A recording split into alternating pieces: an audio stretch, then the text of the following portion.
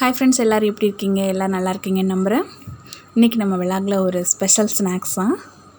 பார்த்தாலே கண்டுபிடிச்சிருப்பீங்க. முறுக்கு ரெசிபி தான் பார்க்க போகிறோம். இது அம்மாவோட ரெசிபி. வீடியோக்குள்ளே போகிறதுக்கு முன்னாடி நீங்கள் நம்ம சேனலுக்கு புதுசுனா நம்ம சேனலை சப்ஸ்கிரைப் பண்ணுங்கள். வீடியோ பார்த்துட்டு வீடியோ உங்களுக்கு பிடிச்சிருந்துச்சுன்னா லைக் போட மறந்துடாதீங்க.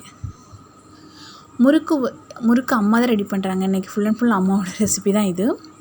நான் இது வரைக்கும் செஞ்சதில்லை. அவங்க செய்யும்போது ஹெல்ப் பண்ணியிருக்கேன், அவ்வளோதான். ஆனால் ப்ரிப்ரேஷன் எல்லாமே அவங்களோட தான். முறுக்கு பொறுத்தவரை ஒவ்வொரு ஊர்லேயும் ஒவ்வொரு விதமான முறுக்கு நம்ம பார்த்துருப்போம். சில ஊரில் முறுக்கு வந்து நல்லா ப்ரௌன் கலரில் காரமாக இருக்கும். சில ஊரில் வந்து தட்டையாக இருக்கும். சில ஊரில் வந்து நிறையா காரம் சேர்த்து சாப்பிட தான் லைக் பண்ணுவாங்க. ஆனால் செட்டிநாடை பொறுத்தளவில் முறுக்கு வந்து காரம் இருக்காது, ஆனால் டேஸ்ட்டு அல்டிமேட்டாக இருக்கும். முறுக்கு பார்த்திங்கன்னா இதே மாதிரி ஒயிட் கலரில் தான் இருக்கும். அதுதான் ஸ்பெஷலு. குழந்தைங்க சாப்பிட்றதுக்கு ரொம்ப இஷ்டப்படுவாங்க. அவங்க சாப்பாடு எவ்வளோ வேணாலும் சாப்பிட்டுட்டே இருப்பாங்க. அந்த மாதிரி இருக்கும் முறுக்கு. நம்ம ஆல்ரெடி போட்ட அந்த பலகார வீடியோவில் நீங்கள் பார்த்துருப்பீங்க எவ்வளோ வெரைட்டி முறுக்கு இருக்குதுன்னு. இது வந்து நம்ம யூஸ்வலாக வீட்டில் செய்கிற முறுக்கு தான். அவங்க வந்து கடையில் செய்கிறனால அந்த மாதிரி டிஃப்ரெண்ட்டாக செய்கிறாங்க. விசேஷங்களுக்கெல்லாம் செய்கிறாங்க, அதனால அப்படி செய்கிறாங்க. இது நம்ம வீட்டில் செய்கிற முறுக்கு ரொம்ப டேஸ்ட்டாக இருக்கும். என் பசங்களுக்கு ரொம்ப பிடிக்கும். பாருங்கள், முறுக்கு எப்படி ரெடியாக எடுத்து வச்சிட்டாங்க பாருங்கள். நாங்கள் ஊருக்கு ரெடி ஆகிட்ருக்கோம். ஸ்கூல் ரீஓப்பன் ஆக டைம் ஆயிடுச்சு இல்லையா, அதனால் ஊருக்கு ரெடி ஆகிட்ருக்கோம். இந்த முறுக்கு மாவுக்கு ஒரு அளவு இருக்குது. அந்த மாவு திரிக்கிறது தான் அதில் ஸ்பெஷலு. இப்போ பார்த்தீங்கன்னா பச்சரிசி தான் எடுத்து வச்சுருக்காங்க. பச்சரிசி வந்து இது வந்து பக்கா ஒரு படிக்கு 1/2 கிலோ உளுந்து ஆட் பண்ணியிருக்காங்க. நீங்கள் பச்சையாகவே அப்படியே அரைச்சிட்டு வந்தாலும் ஒன்றும் பிரச்சனை இல்லை. அப்படி இல்லைன்னா அரிசியை தனியாக வச்சுட்டு உளுந்தை லைட்டாக வறுத்துக்கணும். லைட்டானா ஒரு பொன்னிறம் வர வரைக்கும் கூட வறுக்கக்கூடாது, அதுக்கு முன்னாடியே வறுத்து எடுத்துக்கணும். இப்போ பாருங்கள், மாவு ரெடி பண்ணிட்டாங்க. நான் மறுபடியும் சொல்கிறேன். பக்கா ஒரு படி அரிசின்னு சொல்லும்போது நமக்கு வந்து எவ்வளோ வந்துடும்னா 2 kg கிட்ட வந்துடும். பக்கா ஒரு படி அரிசினா 1/2 கிலோ உளுந்து, அவ்வளோதான் கணக்கு. இது பார்த்திங்கன்னா நம்ம மாவு பிசையும் போது அதுக்கு ஏற்ற சால்ட்டு போட்டணும். ஏன்னா வேறு காரமாக நம்ம முறுக்கு இருக்காது எங்கள் முறுக்கு, அதனால் உப்பு தான் அதில் இருக்கும். உப்பு போட்டுருவாங்க. அது கூட சில பேர் ஜீரகம் ஆட் பண்ணுவாங்க. அம்மா வந்து எள் ஆட் பண்ணியிருக்காங்க. கருப்பு எள் இருக்கு இல்லையா, அந்த எள் ஆட் பண்ணியிருக்காங்க. அது கூட நம்ம வந்து வெண்ணெய் இருக்குது பாருங்கள், வெண்ணெய் ஆட் பண்ணிக்கலாம் கடையிலேருந்து வாங்கியாந்து. அது ரொம்ப டேஸ்ட்டு கொடுக்கும். உங்களுக்கு வெண்ணெய் கிடைக்கல அப்படின்னா நீங்கள் வந்து டால்டா ஆட் பண்ணிக்கோங்க. இது பசங்களுக்காக செய்கிறதுனால அம்மா வெண்ணெய் கொஞ்சம் வாங்கியாந்து ஆட் பண்ணாங்க. இங்கே கிடைக்கும், அதனால் உங்களுக்கு கிடைக்கல அப்படின்னா நீங்கள் டால்டா வாங்கி கொஞ்சம் ஆட் பண்ணிக்கோங்க. அதுவே உங்களுக்கு நல்ல டேஸ்ட்டு கொடுக்கும். பாருங்கள், இது நம்ம இந்த மாவு பிசைகிறது ஒரு விதம் இருக்குது. இப்போ வந்து அம்மா தண்ணி ஊற்றி பசைஞ்சிட்டே இருக்காங்க பாருங்கள். நம்ம உளுந்து ஆட் பண்ணியிருக்கனால இந்த உளுந்து மாவு வந்து தண்ணி ஊற்ற என்னாகும், பொங்கிக்கிட்டே வரும். அரிசி வந்து ஒன்றாகாது, அப்படி பிசைஞ்சு வந்துடும். ஆனால் உளுந்து ஆட் பண்ணியிருக்கனால இந்த மாவு பொங்கிக்கிட்டே வரும். நான் ஃபஸ்ட் டைம் கிட்டே இருந்து பார்க்குறேன். எனக்கு அந்த மாவு பிசை மாவு நிறைய ஆகிட்டே வந்துகிட்டே இருந்தது. அப்போ தான் சொன்னாங்க அம்மா, அது வந்து உளுந்து நம்ம ஆட் பண்ணியிருக்கோம்னா தண்ணி ஊற்ற நம்ம உளுந்து மாவு ஆட்டும்போது இப்படியே வரும் பாருங்கள், பொங்கி அந்த மாதிரி வந்துகிட்டே இருக்கும். இது பிசைகிறது ரொம்ப கஷ்டம். நம்ம ஈஸியாக நினைக்கிறோம், ரொம்ப கஷ்டம். அவங்க கையில் அவ்வளோ நம்ம கொஞ்சம் சப்பாத்தி மாவு பிசையும் போதே நமக்கு அவ்வளோ இதாகுது. அந்த உளுந்தோடு சேர்த்து அரிசி மாவுனா ஒன்றும் தெரியாது, அந்த உளுந்து மாவோடு சேர்த்து பிசைகிறது தான் ரொம்ப இது. இப்போ நல்லா பிசைஞ்சு எடுத்துட்டாங்க பாருங்கள். ஓரளவுக்கு நமக்கு நல்லாவே தண்ணி விட்டு பசைஞ்சிக்கலாம் பயம் இல்லாமல். ஏன்னா நம்ம அது கட்டையில் வச்சு பிழியும் போது அதுதான் நமக்கு ஈஸியாக இருக்கும். நல்லா பசைஞ்சு எடுத்துட்டாங்க ஓரளவுக்கு. நான் இன்னும் நல்லா நம்ம சப்பாத்தி மாவு இருக்குது பாருங்கள், அந்த அளவுக்கு பசைஞ்சு எடுக்கணும். பிசையும் போது நல்லா உப்பெல்லாம் கிளறிட்டு பிசையணும். அப்போ தான் நமக்கு முறுக்கு நல்லா எல்லா மாவு கூடயும் உப்பு வந்து கரெக்டாக சேர்ந்துருக்கும். நம்ம உப்பு பத்தலைன்னா கூட ஆட் பண்ணிக்கலாம், ஒரு முறுக்கு சுட்டு பார்த்துட்டு. அதனால் உப்பு வந்து நிறைய ஆட் பண்ணாமல் கரெக்டாக இவ்வளோ வந்துடும் அப்படிங்கிற அளவுக்கு ஆட் பண்ணால் போதும். பாருங்கள், ஓரளவுக்கு அம்மா பிசைஞ்சு எடுத்துட்டாங்க. என்னாலாம் முடியாது. உளுந்து இந்த எள்ளு போட்டிருக்காக்கான்னு சொல்கிறேன், தெரியுதா உங்களுக்கு? அந்த எள்ளு வந்து இன்னும் கொஞ்சம் பத்தாத மாதிரி இருந்தது. எள்ளு நிறையா இருந்தால் நல்லாயிருக்கும், அந்த முறுக்கு பார்க்கவே அழகாக இருக்கும். நிறைய பேர் ஜீரகம் ஆட் பண்ணுவாங்க. சில பேர் என்ன பண்ணுவாங்க, பெருங்காயம் கூட ஆட் பண்ணி நான் பார்த்துருக்கேன். ஆனால் நான் ஜீரகம்லாம் போட்டால் பசங்க சாப்பிட மாட்டாங்க. அதனால் நான் எள்ளு நிறைய போடுங்கம்மா அப்படின்னு சொல்லியிருந்தேன். சரி போட்டுக்கலாம் அப்படின்னாங்க. நான் சொன்னேன் இல்லையா, இது வந்து பக்கா ஒரு படி மாவு தான். ஒரு படி மாவு, 1/2 கிலோ உளுந்து, அதான் நீங்கள் கணக்கு, அதுதான் கணக்கு. நீங்கள் அப்படியே வாங்கி அரைச்சாலும் ஒன்றும் இல்லை, முறுக்கு இதே மாதிரி நல்லாயிருக்கும். இல்லைன்னா லைட்டாக உளுந்து வறுத்துக்கணும். இந்த பொன்னிறம் வர அளவுக்கு கூட வறுக்கக்கூடாது, லைட்டாக அதுக்கு முன்னாடி வறுத்துக்கணும். நம்ம வாயில் அள்ளி போட்டால் நல்ல பொறுபொருன்னு அந்த உளுந்து இதுக்கணும், அந்த அளவுக்கு தான். பாருங்கள், இது கருப்பு எள்ளு தான். பத்தலைன்னு சொன்னோன்னு அம்மா மறுபடியும் ஆட் பண்ணாங்க. நிறையா இருந்தால் நல்லாயிருக்கும். அந்த முறுக்கு வெள்ளையாக இருக்கும்போது இந்த உளுந்து இருந்தால் நல்லா அழகாக இருக்கும், நமக்கும் நல்லது இல்லையா. அதனால் சால்ட்டு கொஞ்சம் பத்தாத மாதிரி தெரிஞ்ச பிறகு மறுபடியும் ஆட் பண்ணுறாங்க. ஏன்னா நீங்கள் ஃபஸ்ட்டு ஆட் பண்ணும்போதே கம்மியாகவே ஆட் பண்ணிக்கோங்க, பத்தலைன்னா அதுக்கப்புறம் ஆட் பண்ணிக்கலாம். சில பேர் நிறைய டால்டா போட்டு செய்வாங்க, முறுக்கு நல்லா பொறுன்னு வரணும் அப்படிங்கிறதுக்காக.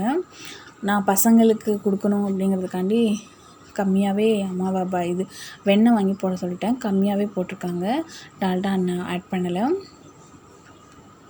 பாருங்கள், ஓரளவுக்கு ஒரு கன்சிஸ்டன்சிக்கு பிசைஞ்சு கொண்டு வந்துட்டாங்க.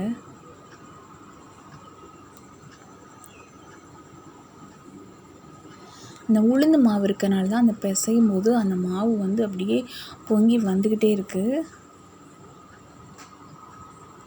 மாவை பார்த்தாலே உங்களுக்கு தெரியும், மாவு இவ்வளோ வெள்ளையாக இருந்தால் கண்டிப்பாக முறுக்கு வந்து எப்படி இருக்குன்னு தெரியும். செட்டிநாட்டில் பார்த்தீங்கன்னா மேக்ஸிமம் முறுக்கு எங்கள் ஏரியாவிலே நீங்கள் எங்கே முறுக்கு கடையில் வாங்கினாலும் சரி, எப்போ முறுக்கு வந்து வெள்ளையாக தான் இருக்கும். நிறைய பேர் கேட்பாங்க, எப்படி இவ்வளோ வெள்ளையாக இருக்குது அப்படின்னு. நான் கொண்டு போயிருக்கப்போ கூட என்கிட்டே நிறைய பேர் கேட்டிருக்காங்க. என் பசங்களுக்கு இது ரொம்ப பிடிக்கும். நான் எப்போ வந்தாலும் முறுக்கு மட்டும் ரெடி பண்ணிடுவேன். அம்மா அதிரசமும் ரெடி பண்ணி தருவாங்க. என் முறுக்கு மட்டும் நான் அதிரசம் ரெசிபி முன்னாடி போட்டேன் இல்லையா, அதனால் நான் அது வீடியோ எடுக்கலை. என் முறுக்கு மட்டும் நான் எடுத்தேன். முறுக்கு இருந்தால் போதும் பசங்களுக்கு. மாவு எனக்கு கொஞ்சம் அம்மா அரைச்சி தாரேன், கொண்டுட்டு போய் அங்கே செஞ்சு கொடுங்க அப்படின்னு சொல்லியிருக்காங்க. பார்க்கலாம். ஏன்னா இந்தளவுக்கு பிசைஞ்சு எடுத்து அது செய்யணும் இல்லையா, அதுதான். பாருங்கள், இப்போ நல்ல ஒரு ஷேப்புக்கு வந்துருச்சா. நமக்கு அது கட்டையில் வச்சு பிழியறதுக்கும் ஈஸியாக இருக்கும். நல்லா நம்ம தாராளமாகவே தண்ணி விட்டு பிசையலாம். ஏன்னா தண்ணியை நல்லா இழுக்கும், அந்த அரிசி மாவும் சரி அந்த உளுந்தும் சரி தண்ணியை நல்லாவே இழுக்கும். நமக்கு நல்லா உள்ளே வச்சு அமுக்கிற அளவுக்கு நல்லா கொள்ளன்னு அந்தளவுக்கு பிசைஞ்சிக்கலாம். நல்லா பிசைஞ்சு ரெடி பண்ணிட்டாங்க. பாருங்கள் எவ்வளோ நேரம் ப்ராசஸ் பாருங்கள். இது நல்லா செய்யும்போது தான் நமக்கு முறுக்கு நல்லா வரும். ஏன்னா எந்த ஒரு கட்டியும் இருக்கக்கூடாது, கட்டுக்குள்ளேயும் போய் சிக்கிரும். அதனால் ஃபஸ்ட் மாவு அரைச்சிட்டு வந்தோடனே மாவு அம்மா சலிச்சிட்டாங்க. ஏன்னா அந்த மிஷினில் வந்து கொஞ்சம் ஏதாவது துகள்கள் இருந்தால் நம்ம மாவு பிசையும் போது கட்டைக்குள்ளே போய் மாட்டிக்கிறோம் இல்லையா, அதனால் அரைச்சிட்டு வந்தோடனே மாவை வந்து நல்லா சலிச்சிட்டு கொட்டி வச்சுருந்தாங்க.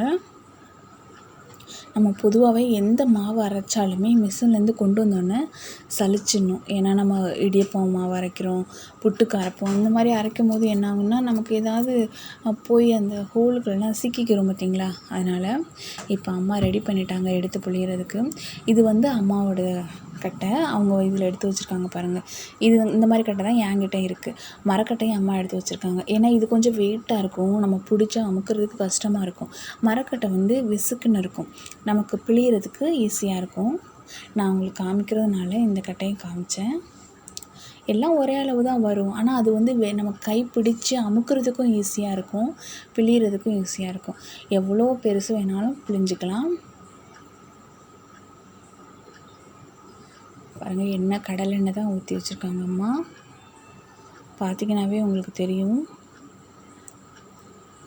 ஒவ்வொன்றா போட்டாச்சு.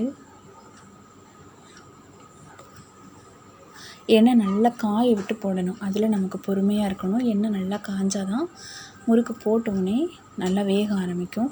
முறுக்கு வேகிறதுக்கு கொஞ்சம் டைம் எடுக்கும். இது அம்மா அடுப்புங்கிறதுனால நிறைய விறகு வச்சு நல்லா எரிச்சிருவாங்க. இது நம்ம கேஸில் செய்கிறோம் அப்படின்னா நீங்கள் வந்து எண்ணெய் காயிற வரைக்கும் ஹையில் வச்சுட்டு அதுக்கப்புறம் மீடியமில் வச்சா தான் முறுக்கு நல்லா உள்ளக்கூடி வேகும். ஏன்னா உள்ளக்கூடி நெருக்கமாக புளிகிறோம் இல்லையா, அதனால் நல்லா வேகும்.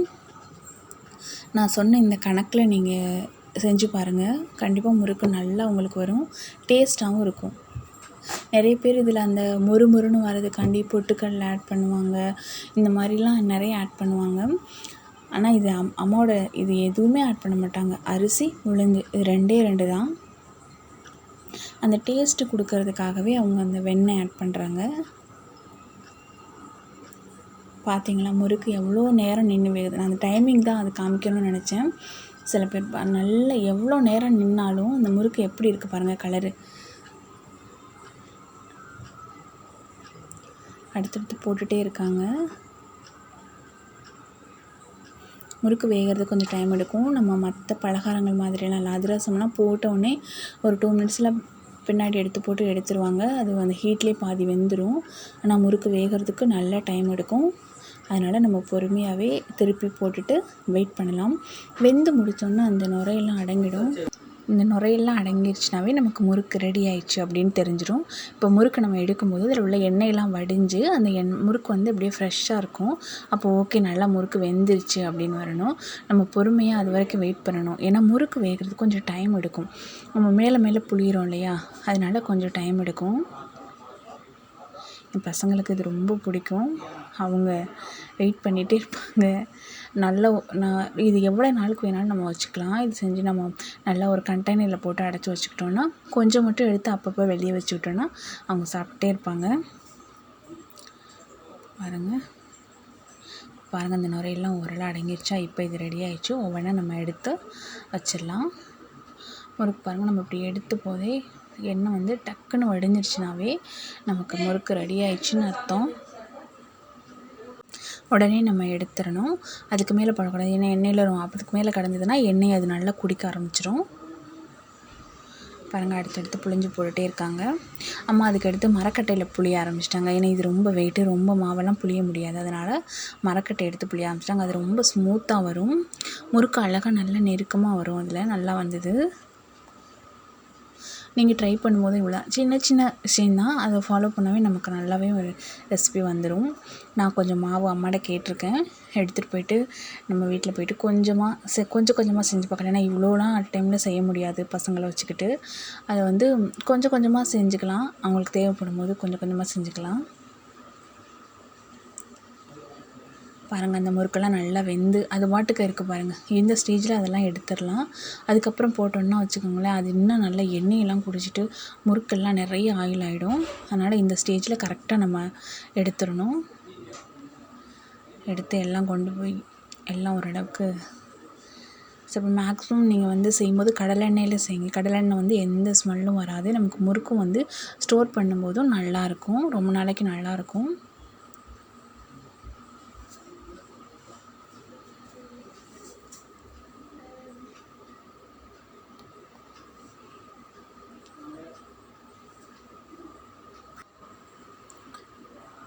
ஒவ்வொன்றா பிழிஞ்சு போட்டுட்டு இருந்தாங்க அம்மா. இது வேகிறதுக்காக கொஞ்சம் வெயிட்டிங்.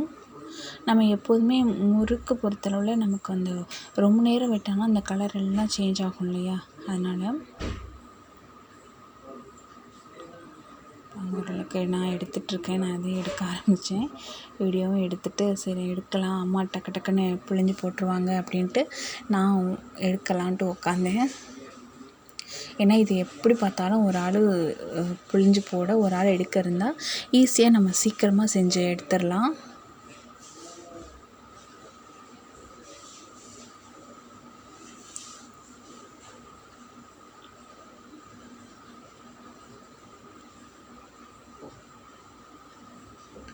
அம்மா அந்த மரக்கட்டையில் ரெடி பண்ணிகிட்டு இருந்தாங்க. இது பாருங்கள், இப்போ போட்ட முறுக்கு வந்து மரக்கட்டையில் புழிஞ்சது. அது பார்த்திங்கன்னா உங்களுக்கு தெரியும். இந்த முறுக்குக்கும் அந்த முறுக்குக்கும் ஷேப் பார்த்திங்கன்னா தெரியும். அது நல்லா அழகாக வந்தது. நமக்கு புளியும் போதே நெளிவு இல்லாமல் சூப்பராக வந்தது.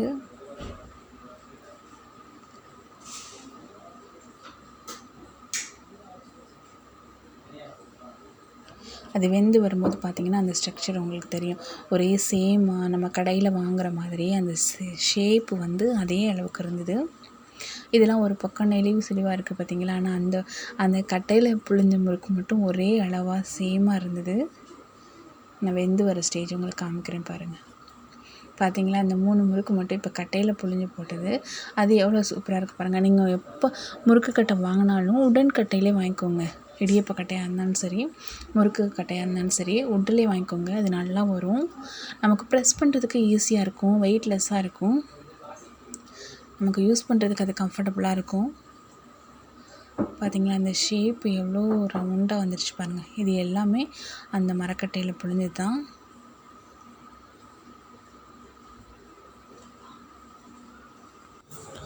ஒன்று மேலே ஒன்று படாமல் அளவுக்கு போட்டுக்கணும் நம்ம. பார்த்திங்களா, அது மரக்கட்டையில் புழிஞ்ச முறுக்கு பாருங்கள் எவ்வளோ ஷேப்பாக மேலெல்லாம் தூக்காமல் அழகாக ஸ்மூத்தாக வந்திருக்கு. பார்த்திங்களா, ஃப்ளாட்டாக. இது நல்லா வேகிறதுக்கும் அது ஹெல்ப்பாக இருக்கும். நல்லா அழகாக பொரிஞ்சு வந்துடும். எவ்வளோ நேரம் வெந்தாலும் நமக்கு அந்த கலர் மட்டும் மாறாது. அதுதான் அது வந்து அந்த உளுந்து வறுக்கிற ட்ரிக்கில் இருக்குது. சில பேர் என்ன பண்ணுவாங்க, நிறைய வறுத்துருவாங்க, அதனால அது கலர் மாறும்னு அம்மா சொன்னாங்க. அதனால் லைட்டாக வறுக்கணும். வறுத்து நல்லா சிம்மில் வச்சே வறுக்கலாம். வறுத்துட்டு நம்ம வாயில் போடும்போது பொறுன்னு இருந்தால் போதும். அந்த ஸ்டேஜில் ஆஃப் பண்ணிக்கலாம். ரொம்ப ப்ரௌனாக வர வரைக்கும் வறுக்கணும்னு அவசியம் இல்லை. இப்போ பாருங்கள், மேக்ஸிமம் எல்லாம் டோட்டலாக ஓரளவுக்கு முடிஞ்சாச்சு. எண்ணெய் நல்லா காலியாகிருச்சு. கடைசி அளவுக்கு முறுக்கு ரெடியாகி வந்துருச்சு. பார்த்திங்களா, ரெடி ஆகிடுச்சா நம்ம முறுக்கு. நம்ம முறுக்கு அந்த எண்ணெயில் எடுத்து நம்ம எண்ணெயும் அதுக்கேற்ற மாதிரி இந்த முறுக்கு வந்து அவ்வளோக்கு எண்ணெய் குடிக்காது. அதனால் நமக்கு எவ்வளோ தேவையோ அவ்வளோக்கு எடுத்துக்கிட்டால் போதும். டோட்டலாக ஒவ்வொன்றா இந்த மாதிரி ஒரு இரும்பு கம்பி தான் அந்த எடுக்கிறதுக்கு வசமாக இருக்கும். நம்ம கரண்டியில் எடுக்கிறத விட இது ஹோல் இருக்கும்போது அப்படியே எடுத்துடலாம். அதனால் அது ரொம்ப ஈஸியாக இருக்கும்.